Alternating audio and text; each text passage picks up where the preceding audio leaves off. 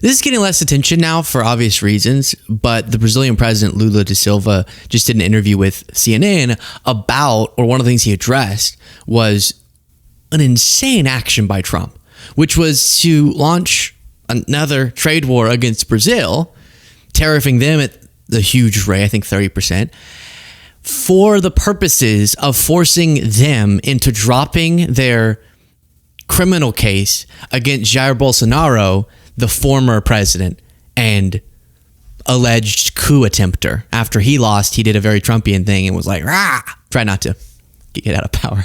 Rah is kind of the noise that goes with coups. And so Lula da Silva went on CNN and directed some thoughts to Americans, specifically saying, if Trump did what he did in America after his 2020 loss in Brazil, he'd also be prosecuted. Oh, I don't think the tensions are going down. Here we go. We participated in 5 elections, and never before in this country someone would raise this issue to try to say or try to coup d'etat attempt like Bolsonaro did. No, he's not judged personally. He is being judged by the acts. He tried to organize a coup d'etat. He threatened secretly the death. He planned the death of Vice President, myself, and the... So literally people stormed, much like in the U.S., maybe they were inspired by us. Look at us. We're inspiring people to storm the government buildings in Brazil as a part of that effort. Chief Justice, he could be on trial just for that. And the Attorney General denounced yesterday he will be convicted, and I believe in that. Christian, I'd like to say something to the American people. If Trump was Brazilian, and if he did what was happening at the Capitol Hill, he'd also be on trial in Brazil, and possibly, and he would have violated the Constitution. According to the justices, he could also be arrested if he had done that here in Brazil. So I want to ask you, True.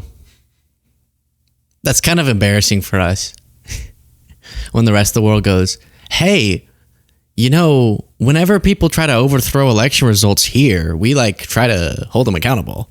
Well, we tried, Lula da Silva. We tried. And then Americans were like, no, Trump, Trump, Trump. We had legal cases and that were looking strong for his election interference attempt, and then, you know, something happened. Yeah. So it's correct. I think in the US, Trump should have been prosecuted, and I'm sure that's only going to make Trump more upset. Also, in other news, The Hill reports Venezuela frees 10 Americans in swap for deported migrants. So there's still tons of scary developments here, but it is good news that 250 Venezuelan men who were being held in El Salvador after being illegally deported from the United States, and many of them just completely wrongfully, we'll talk about some of those examples. Obviously, if you have dangerous criminals, that's not who we're talking about. But that's also not, in large part, who was deported here against a judge's ruling, and they have now been released out of the custody of El Salvador and brought back to Venezuela. That brings with it some problems, but at least it's better than them just rotting away in this El Salvadoran prison. The Trump administration announced Friday it helped facilitate a prisoner swap, securing the release of 10 U.S. citizens held in Venezuela in exchange for the return of more than 250 Venezuelan men that the U.S. had sent to be imprisoned in El Salvador. The Venezuelan men have spent months in that notorious prison, and now they're back in Venezuela. One of the stories that can just get me emotional every time is this one about André Jose Hernandez Romero. He left Venezuela for the U.S., dreaming of a career in cosmetics. He was deported to a Salvadoran prison. They brought forward no evidence, not just of being a part of a big criminal enterprise, MS-13, Trendy, as Donald Trump Jr. described it, but not even that he was illegally entering the United States. He had a lawful asylum claim for good reason, both because of being gay in Venezuela and because of being against the regime. A year ago, André Jose Hernandez Romero left Venezuela to seek a better future in the United States. He wanted to continue growing his career as a makeup artist. He left behind his lifelong home in the little town of Capacho Nuevo, where he lived with his mother, father, and younger brother. Just 2 days after his 31st birthday, Andrew left with the hope of one day opening a beauty salon in the U.S., but all the hope has turned to anguish. You have The Advocate reporting that the gay makeup artist who sought asylum in the United States due to persecution in Venezuela but was deported to a prison in El Salvador has been released as part of a prisoner swap, but he's being sent back to Venezuela that he was fleeing from. So definitely families of these folks, legal representation for these folks are saying this is good news. But tons of problems remain still. And we can't just forget now. We can't forget that the Trump administration completely obliterated all of the principles we're supposed to stand for on the humanitarian front in doing this just for a photo op. Congressman Robert Garcia said, "We've been in touch with Andrew Hernandez Ramirez's legal team, and they have confirmed he is out of CCOT and back in Venezuela. We are grateful he's alive and are engaged with both the State Department and his team." So we'll keep up with that. Tim Miller said this is the first interview he's seen with released detainees. Quote, "We were kidnapped. We got a beating for breakfast. We got a beating for lunch. We got a beating for dinner. This is what we did to all evidence points to innocent people, not who the Trump administration thought or were saying that they were in many of these individuals' cases." Tim Miller also bringing attention to this post. Neri Alvarado's sister confirmed to me that he's now back in Venezuela. He was wrongfully imprisoned. 25-year-old with an autism awareness ribbon tattooed on his leg. This is him leaving the plane. One of the beliefs here is that tattoos, in this case, an autism awareness tattoo, was the justification for throwing people into an indefinite prison sentence in El Salvador. And then one other story I want to talk about, the Daily Beast reports. AntiWoke Dad who fled with family to Russia, sent to war zone. So you have someone like Andrew fleeing Venezuela for very real reasons. And then you have this guy who fled to Russia because you're not going to make my kids gay. And the ending to the story is kind of sad, but an American father who moved to Russia to avoid LGBTQ plus indoctrination for his kids is being sent to the front line in Ukraine, despite being assured he would serve in a non-combat role. Derek Hoffman feels he's being thrown to the wolves. Yes, that's how Putin be. That's what Putin do. Okay, you got some agreement with the Russian military that you were just going to do. I think he had a welding experience or was willing to be in sort of media in the military. Have you not heard of their shortages of men to fight this offensive illegal invasion against a sovereign country? They're eventually going to get to you. Also, don't tempt the universe like that, where you will literally move your family to Russia to prevent your kids from being gayified. They're gonna be gay now. Like, that's just how the world works, okay? You go through that. If you just kind of let it be, you'd probably statistically be fine by your standard. Now you're tempting fate. That's a crazy line. An American father who moved to Russia to avoid LGBTQ plus indoctrination?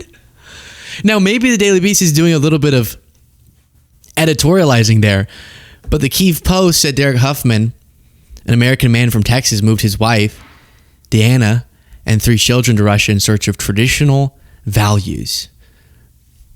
You know what the values of Russia are? The Russian government, that is? The second half of the sentence. The father of 3 is now being sent to the front lines in Russia's war of aggression against Ukraine after assurances that he would have a non-combat role. Oh, goodness, Derek. Now, he's a father. He's a husband. I only wish the best for him. But this, to me, is an anecdote that really resembles a right-wing fallacy about the Russian government.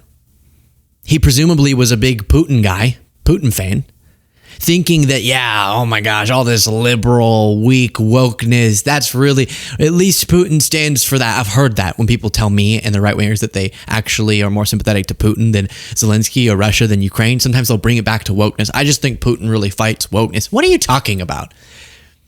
I get examples of wokeness going too far and you wanting to criticize that. Hey, that's like a little tiny p of a problem compared to the problem of authoritarianism in Russia. And one of the manifestations of that problem is that you go get an agreement that you're not going to be in a combat role and they send you to the front line and they can. And you don't have the rights that you would have here. His wife, I guess, has been vlogging this experience. This is the weird thing about the modern era. Even stories like this are just all vlogged.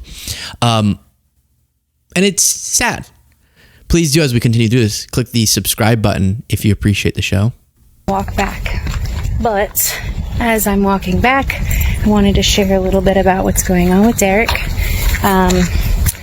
When he signed up and had all of that done, he was told he would not be training for 2 weeks and going straight to the front lines, but it seems as though he's getting 1 more week of training and closer to the front lines, and then they are going to put him on the front lines. So we are all praying really hard that he could actually be utilized for his skills and not just be put as a fighter. Unfortunately, there was a few things not quite done that probably should have been done. Like not going there would be one. He's about to put his life at risk for an illegal invasion of a different country because something traditional values. And now we are just believing in God that everything is going to work out to the way it's supposed to. He signed up in Nizhny to get less money because he was told they would have more control.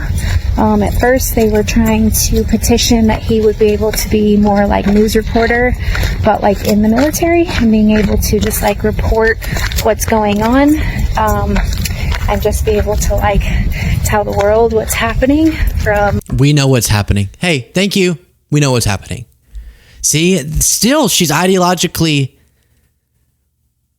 aligned. She's thinking like he could have exposed the truth about how really Zelensky is the problem. Oh, gosh.